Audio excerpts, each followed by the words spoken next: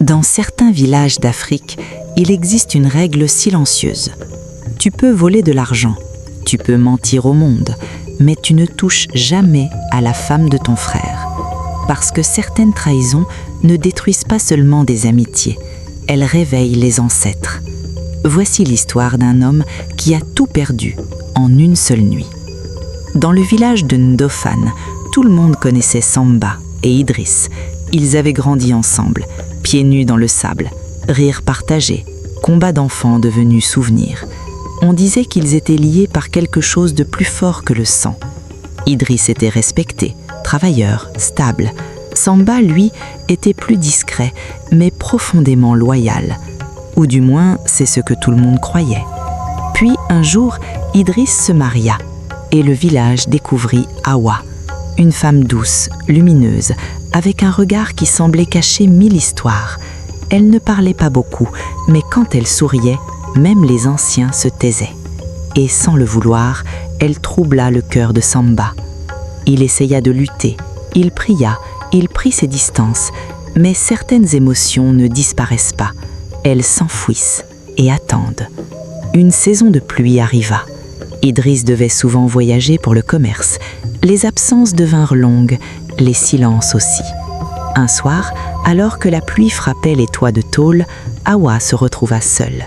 Et Samba aussi.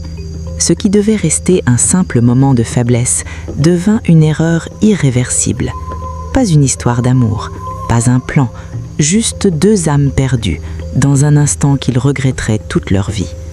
Et cette nuit-là, une ligne sacrée fut brisée. Le lendemain, rien n'avait changé.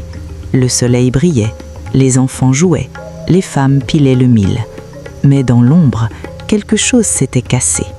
Samba évitait Idriss, Hawa ne sortait presque plus, et le village ressentait une lourdeur étrange.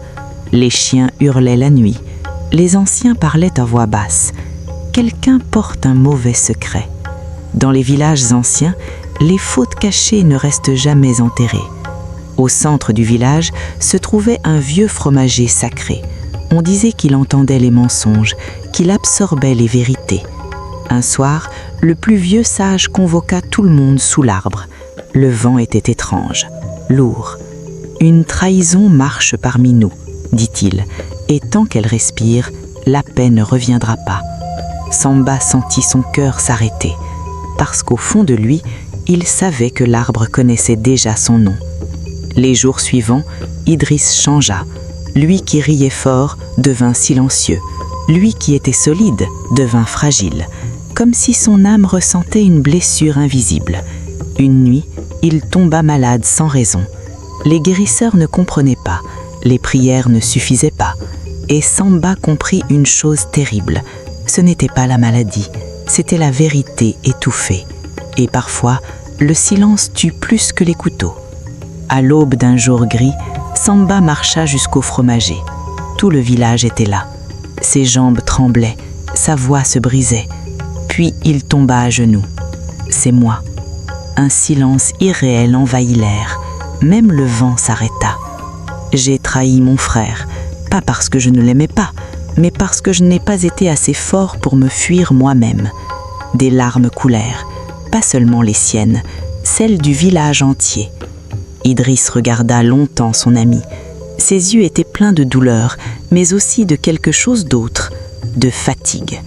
Parce que la trahison détruit deux hommes, celui qui l'a subi et celui qui la porte.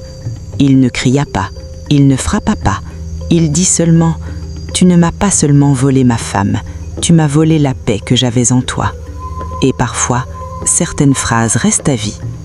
Dans les villages anciens, on enseigne ceci. Les vraies richesses ne sont pas l'argent, mais la confiance. Parce que l'amour peut renaître, les maisons peuvent se reconstruire, même les cœurs peuvent guérir. Mais une confiance brisée laisse toujours une cicatrice. Alors souviens-toi, la pire trahison n'est pas celle que le monde voit, c'est celle que tu dois regarder chaque jour dans le miroir. Et dans le silence des nuits africaines, on raconte encore cette histoire, pour rappeler que certaines erreurs durent plus longtemps qu'une vie.